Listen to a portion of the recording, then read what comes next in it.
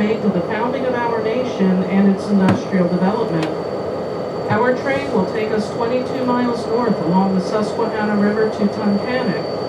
This trip is sponsored by Net Credit Union and the Lackawanna County Visitors Bureau.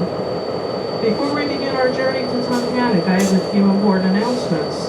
Please keep your head, hands, and legs for that matter inside the coach at all times. There is a restroom available in each coach for your convenience. If you have any belongings with you, please store them in the racks overhead or on the floor at your feet, but not in the aisles nor on the seats. Our crew today is your engineer Russ, your conductor Tim, and your car host Carl. A car host or the conductor, who is also Tim, will be passing through the train to punch and collect your tickets, so please have them ready. They are also here to ensure your comfort and safety aboard the train. Please be sure to retain your ticket stubs, as you will be required to present them to your car attendant prior to boarding the return trip at Tunkhannock. If you have any questions, please do not hesitate to ask your car attendant. Now sit back and enjoy the show as we travel along the mighty Susquehanna River and learn about the birth of a nation and the rise of a railroad. So we begin our trip today at the Reading and Northern Railroad's beautiful Wilkes-Barre-Scranton Regional Railroad Station. Opened in 2023, the station hosts our popular weekend excursion trains from Pittson to Jim Thorpe, with additional station stops at Penobscot and Whitehaven. Now, I don't know how many of you saw the locomotive leading the way on the north end of the train. That is our red, white, and blue, number 2026, commemorating the 250th anniversary of the United States of America. I'm going to hand the mic over to Mary Sabakinas now. Thank you, and welcome everyone. This is a unique event for the Lackawanna Historical Society. Someone called me yesterday and said we're not in Lackawanna County, but Lackawanna County wasn't around in 1776 or 1709, which would be the year that we're really focusing on today.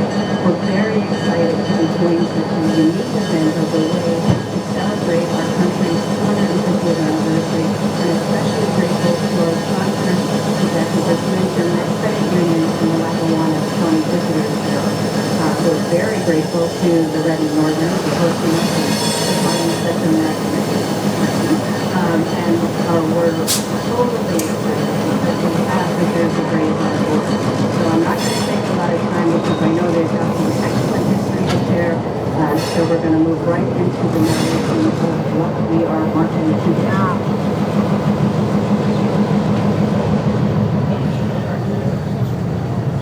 Before I hand it over to the Jersey Braves, we are departing the station at Pittson and crossing the Lackawanna River as we wind our way through Pittson Junction, the northernmost part of our main line, and switch onto the Susquehanna branch. We will travel northward to 21.5 miles over the Susquehanna branch to Tunkhannock. And now I'm handing it over to your Jersey Braves. Good morning, ladies and gentlemen. Welcome aboard.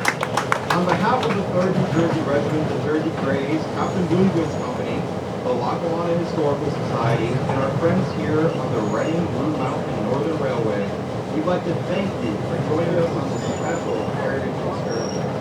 During the first part of this trip, we will share the backstory to the importance of the Wyoming Valley in the American Revolution, from the Battle of Wyoming to General Sullivan's 1779 campaign. But we promise not to narrate the entire trip. When we arrive at Riverside Park, you may exit the cars on the left and then proceed to the right to the festivities of the park where explore historic content. On the way back, we'll look at a few more stories, items discussed while aboard. We will leave today's excursion likely an expert on the Revolutionary War.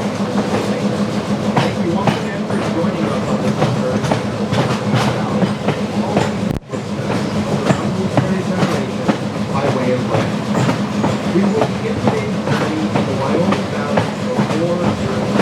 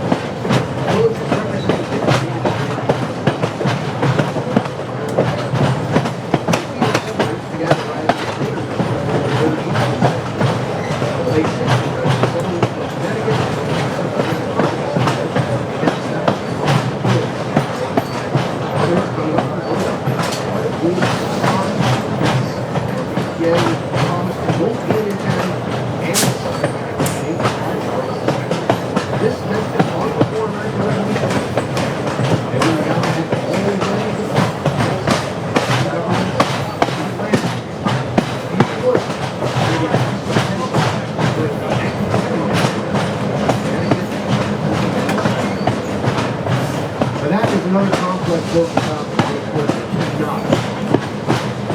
Despite these issues, frontier life continues.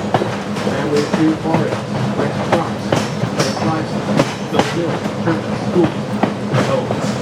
Communities such as Wilkes-Barre, Exeter, Kingston, and Pittson slowly grew along the river. By the early 1700s, the Wyoming Valley had become one of the most productive agricultural communities on the state's frontier. In 1775, after the American Revolution broke out, cities like Boston, New York, Philadelphia, and the Standing Army of Defenders, politicians like the frontier, the war was intensely brutal, extremely brutal, on the west, quickly becoming a way of life. Neighbors and fans often found themselves fighting while others reached neutral. Conflict spread far beyond large rolling lines of men, blue and red coats facing each other, raids, ambushes, isolated settlements became increasingly common. The war expanded toward the frontier, both British and American records recorded and mined.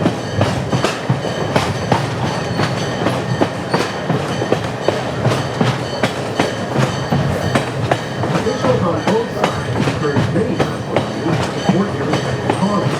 People and Confederacy faced one of the greatest crises of the history. Just as the war was providing white Americans, it was also the same organization. Some nations, including the United and Tuscarora, supported Americans, or Constitution. Others, particularly Mohawk, Seneca, Utah, and Onondaga warriors, increasingly fought for British and Royal States. One of the best known names leaders during this period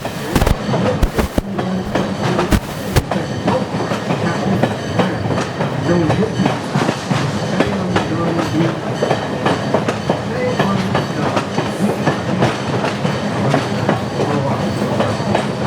At the same time, another important figure emerged from the war, Tunkhannock, who was trained British Royal Excurion into a military unit in the Army.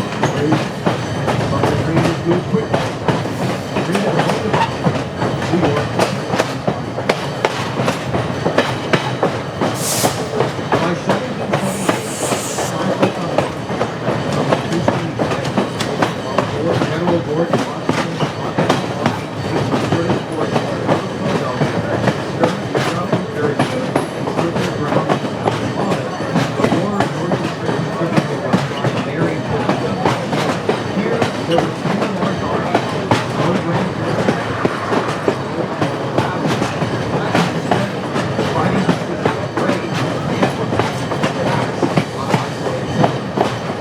the people of the valley and the rich companies on the front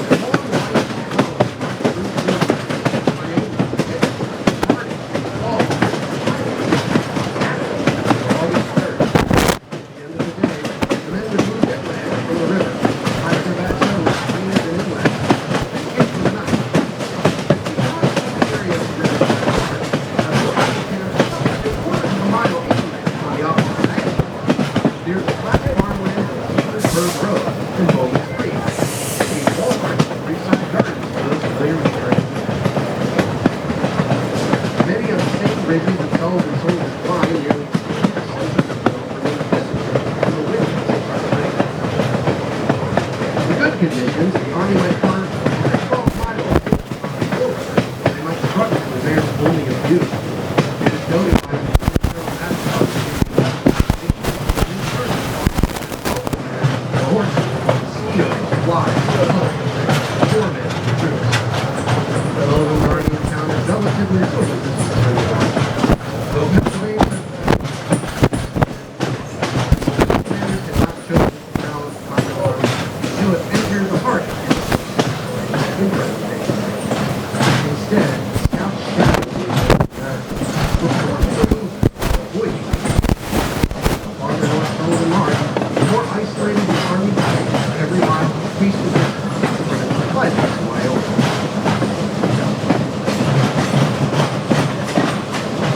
After nearly 2 weeks of marching, burning, or destroying abandoned native villages, they went. Sullivan reached Wyoming, where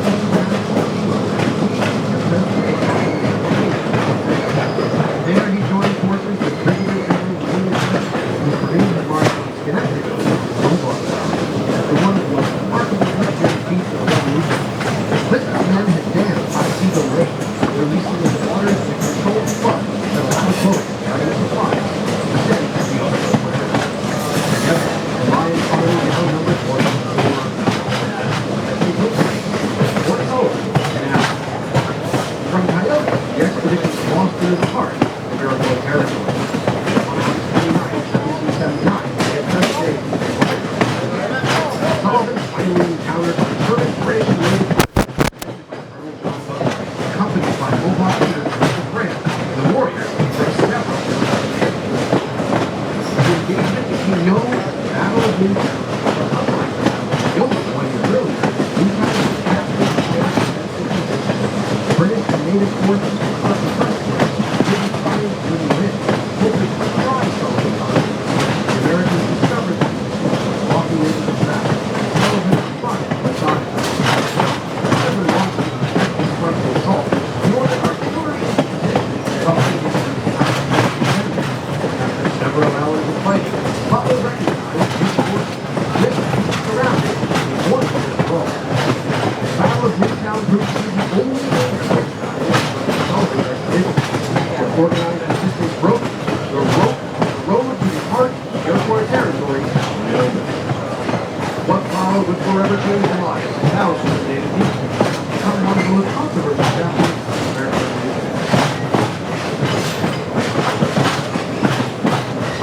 Following the Battle of Newtown, General John Sullivan's army continued its advance into the heart of Iroquois country as the force carried out General Washington's orders by systematically destroying the resources that sustained Britain's native allies. Village after village was abandoned as Sullivan's soldiers approached. In many cases, the inhabitants had already fled, taking with them whatever they could.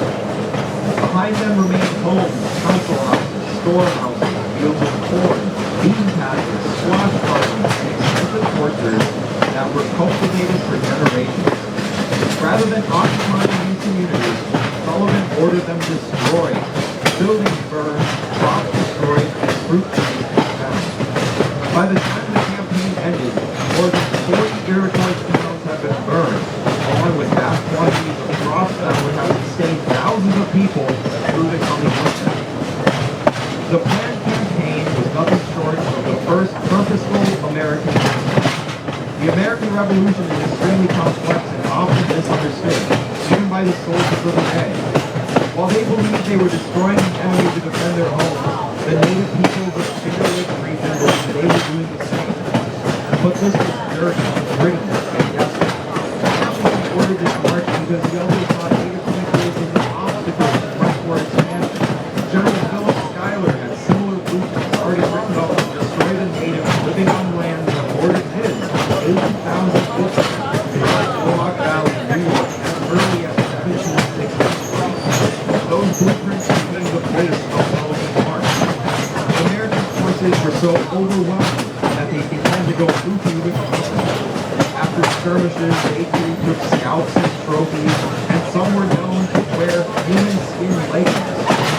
The story of Sullivan's march is complicated to understand through modern and historic context, but at its core, its mission was to destroy the native peoples that called the Wyoming, Tunkhannock, and Mohawk Valley their home for centuries, clear the way for American expansion.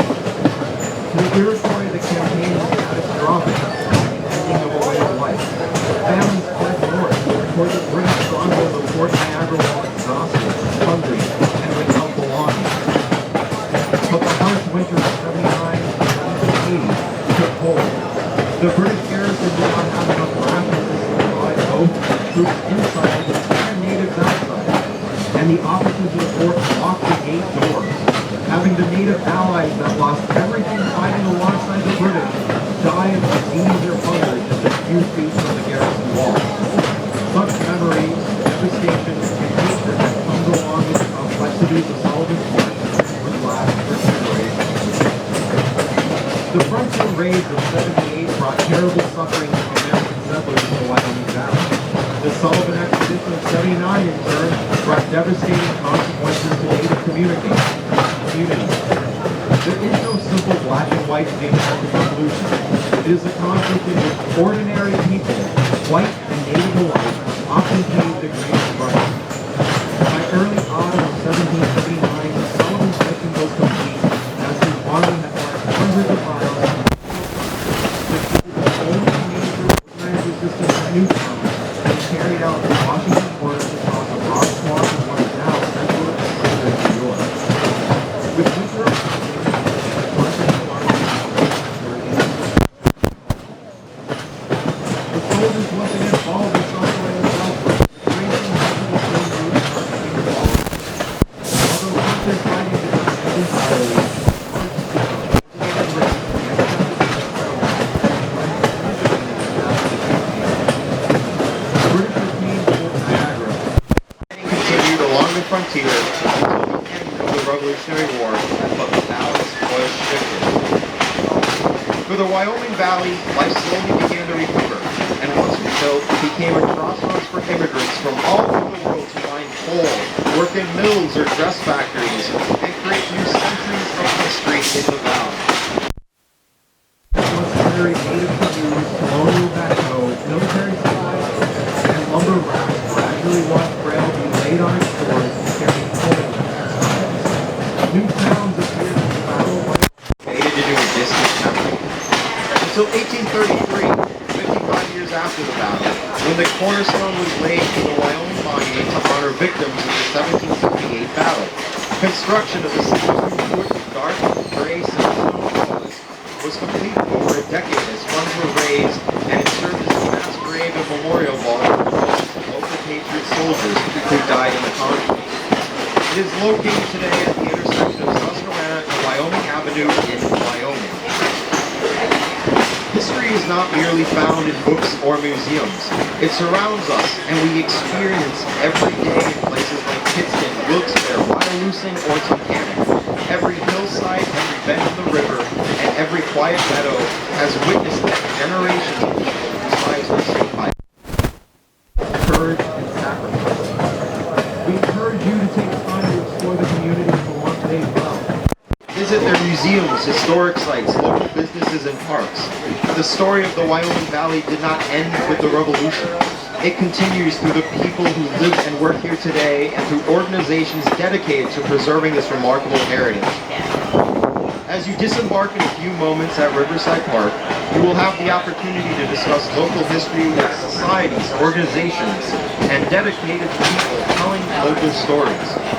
When you exit the train on your left, please walk down to the right near the pavilion part for programming until we load the train for the Jersey Grays will be set up to take questions and provide 18th century marching, drill, and musket demonstrations at 11:30 and 12:45 respectively.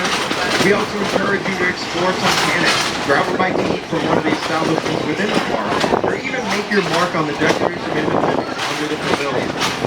The train doors will stay open for anyone needing to use the facilities on board as well. We ask that all passengers reboard the train at 1:15 for a 1:30. Again, 1:30 departure time back to Pittson. It is a hard departure time. Please again, make sure you are back in your seat before 1:30. If you have questions about anything we covered today regarding the Battle of Wyoming, Sullivan's March, or what makes the reenactors willingly wear wool in the middle of August, be sure to stop and see the Jersey Grays from any of the historical societies that will be set up when we arrive at Tunkhannock. On our way back from Riverside Park at 1:30, you will hear a few more short stories of Wyoming, the Revolution, and the importance of our shared 250 years of American history. Thank you. you again for joining us today, and we hope you continue to enjoy the first layover.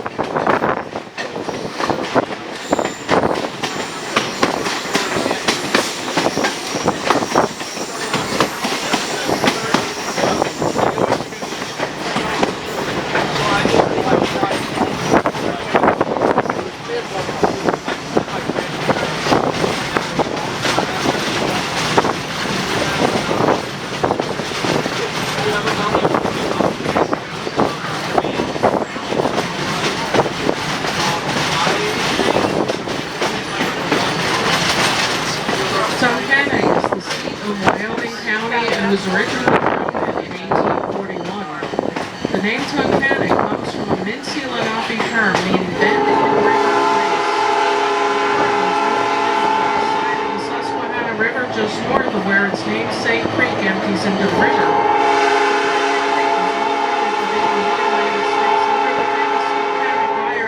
In Nicholson, Pennsylvania. Tunkhannock is the largest settlement in this region with over 18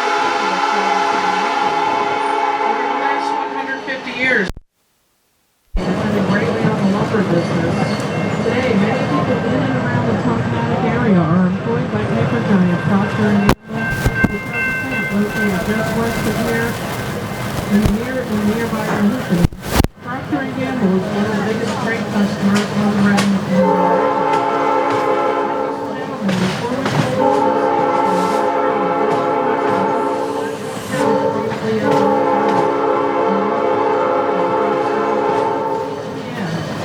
remember your coach number and you will have the same seat for the return trip.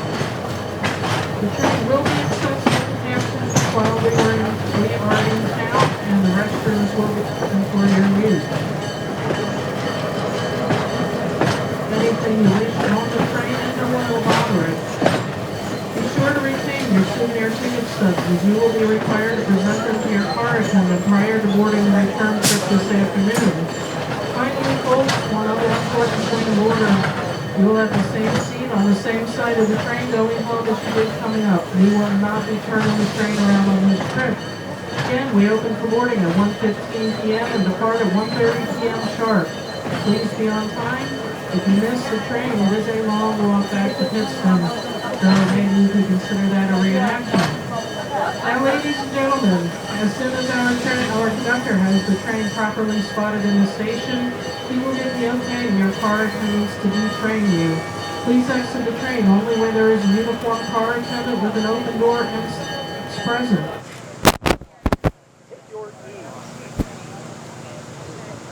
Ladies and gentlemen, good morning. We are the 3rd New Jersey.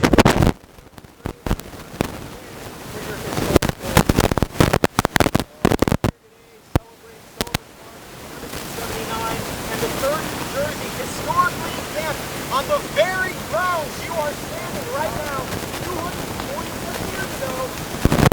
We were north of a mile that way.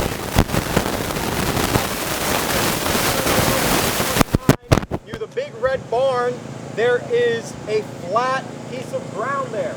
3,500 men under General Johnson encamped there.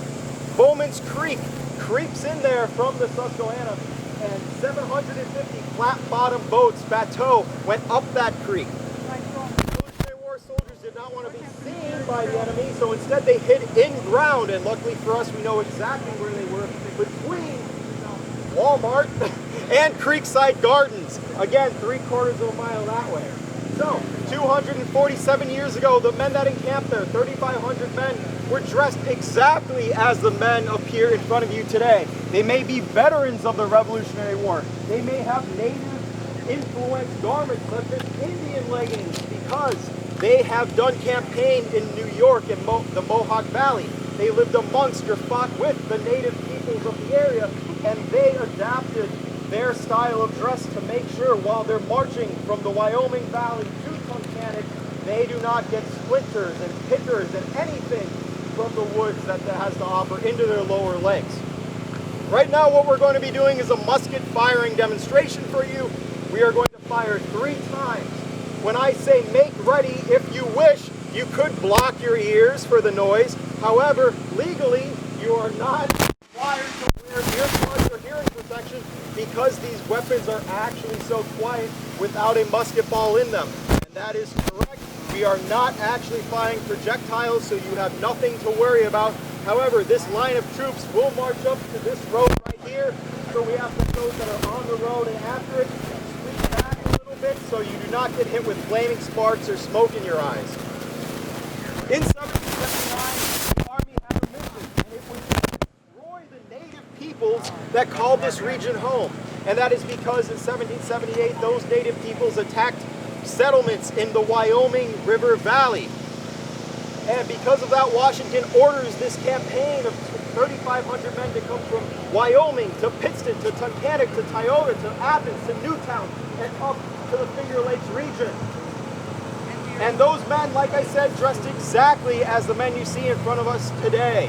The Jersey Greys are a dedicated group of reenactors that have been around since 2014, and everything they are wearing, everything they say, everything I say is well documented. We research it, and we make sure our interpretation is not only spot on visually, but verbally. So after we shoot our muskets, please feel free to come ask us any questions you're like, this rope line is only here for shooting musket purposes. Please feel free to come and touch the linen tents that we've hand sewn. Feel free to look at our knapsacks or ask us what we're eating or why we smell so bad. It is because we sweat. It is because this is wool. It is because linen does not breathe, no matter who tells you it does. We're sweaty and gross. So the weapons that you're going to see firing today are 3 kinds of weapons. There's a British Brown Bess musket. If you have a British musket, please put it in the air. This is what colonists would have most been familiar with prior to 1777. It is a weapon of the age. That is a military weapon that fires a musket ball that is 75 caliber, meaning it takes up 3/4 of an inch of that is the size of that barrel. Do I need to wear this? It's not authentic if I wear this. Alright. I don't like this at all. This is weird. Put it closer to your mouth. I'm not going to do that. I'll swallow it. Alright. But, so the British Brown Bess musket is something that numerous people in the colonies were familiar with at the day because the British Army that the Americans were familiar with, they were England's loyal subjects, were used to.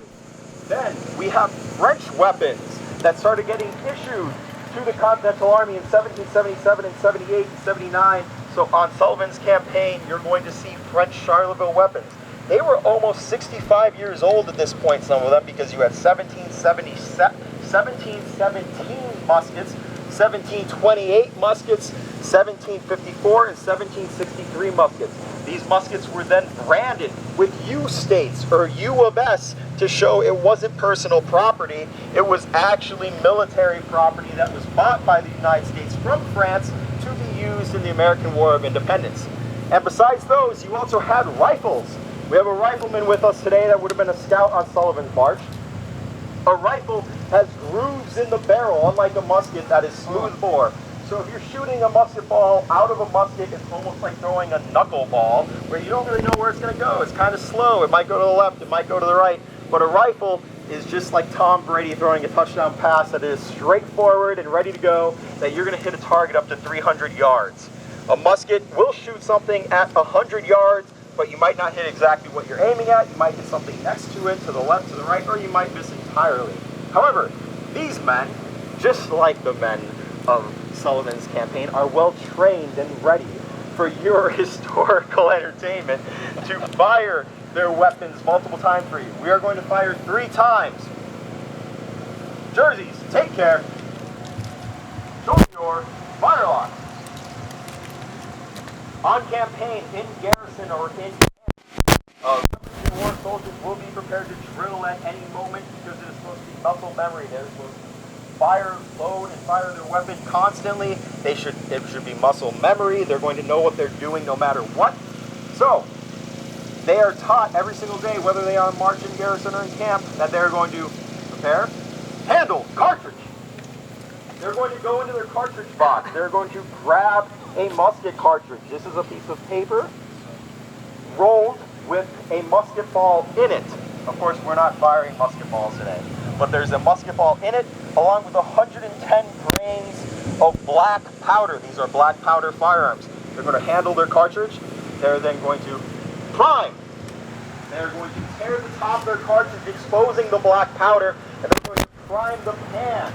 The pan is where black powder goes outside the barrel, because when flint and steel hit each other, it creates a spark.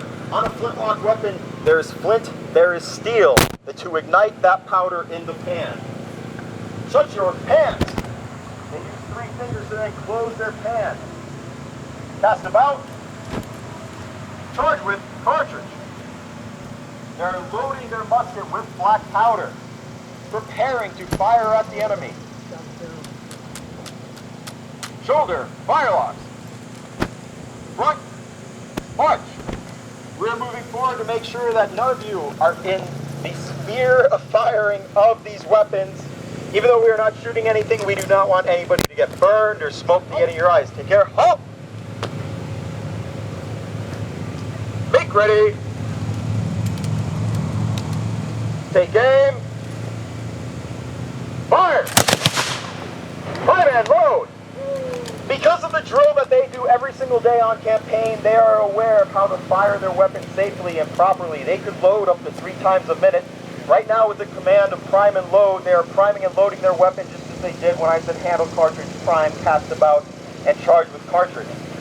A soldier at the time could fire about 3 times a minute, however they never really had to. The most a soldier fired that is documented is during the Battle of Monmouth on June 28, 1778. A soldier that fought for 8 hours fired 19 times. So that means that he shot 1 or 2 times, then he retreated, he reformed, then he shot 1 or 2 times, he retreated or reformed. So even though they can fire 3 times a minute, they wait and wait. There's more tactics than it is firing. However, you notice right now that the Jersey Greys are shoulder to shoulder, and during the Revolutionary War, that did not happen that much, no matter how much the Patriot in Hollywood tells you it did.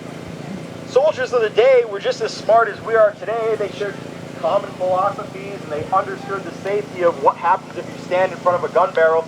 So they are not going to line up like that just to get shot at.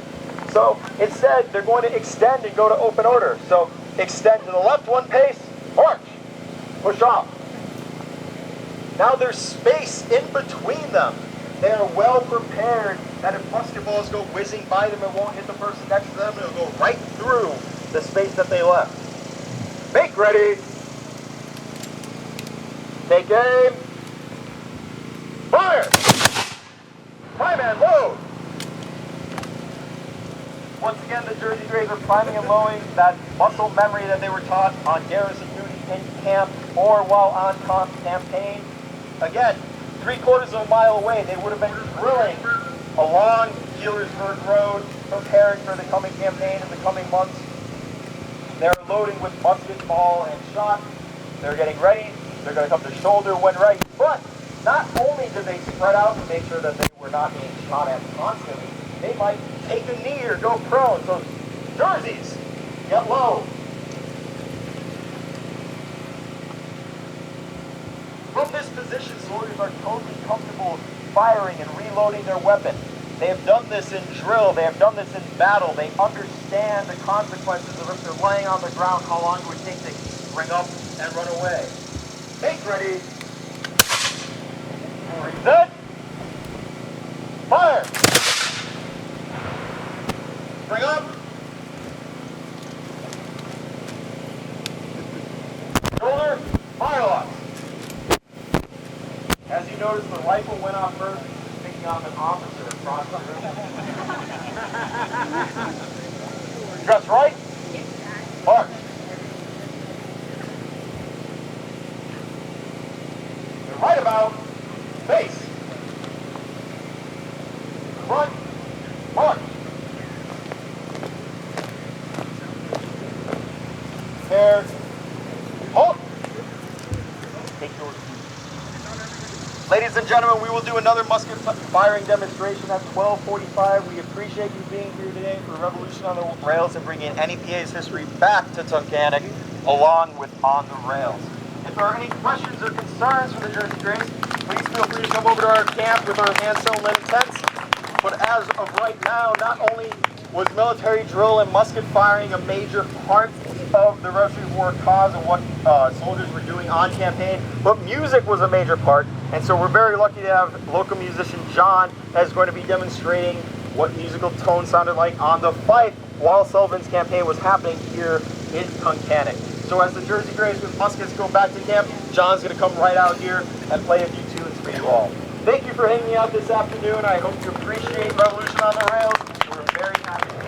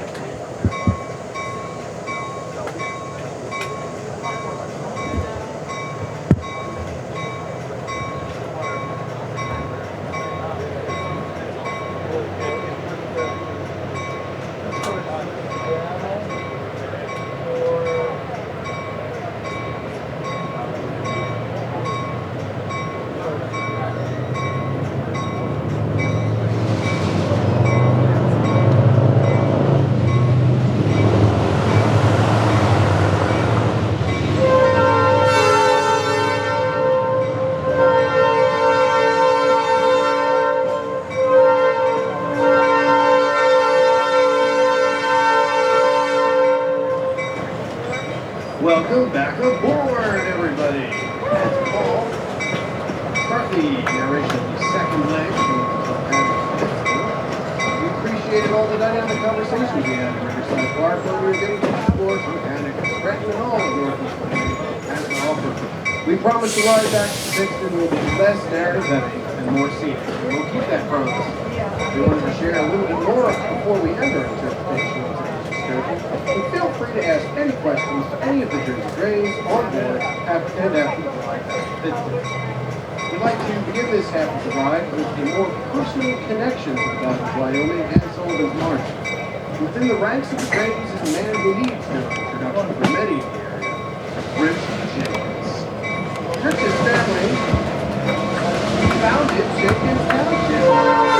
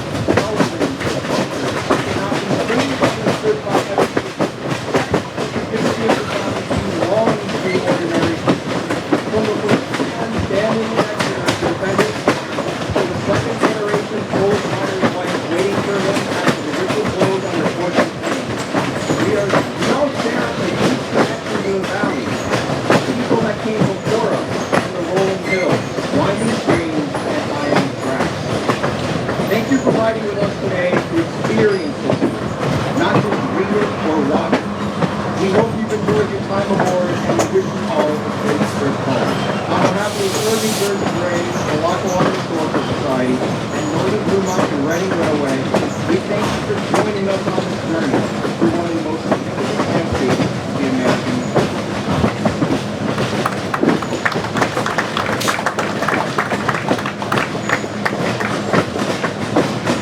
And thank you very much to the Jersey Grays and Lackawanna Historical Society for making this trip happen. And dedicate every unique trip on the Reading Northern Railroad, and I hope everybody's having a great time with it.